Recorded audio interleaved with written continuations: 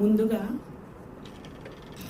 నన్ను చీకటి నుండి వెలుగులోకి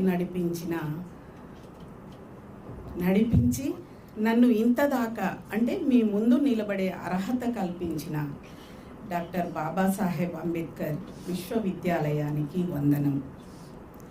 నేను డాక్టర్ సూర్య ధనంజయ్, ప్రొఫెసర్ సూర్య ధనంజయ్, వైస్ ఛాన్సలర్ సూర్య ధనంజయ్గా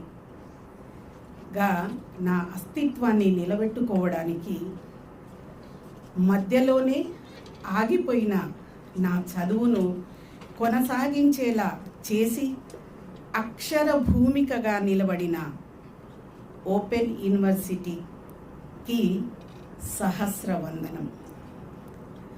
రోడ్డు రవాణా సౌకర్యం లేని తండాలో రెక్కాడితే గాని డొక్కాడని కుటుంబంలో ఆడపిల్లలంటే బరువని భావించి వడ్ల గింజేసి చంపేసి బరువు దించుకునే సమాజంలో పుట్టిన నన్ను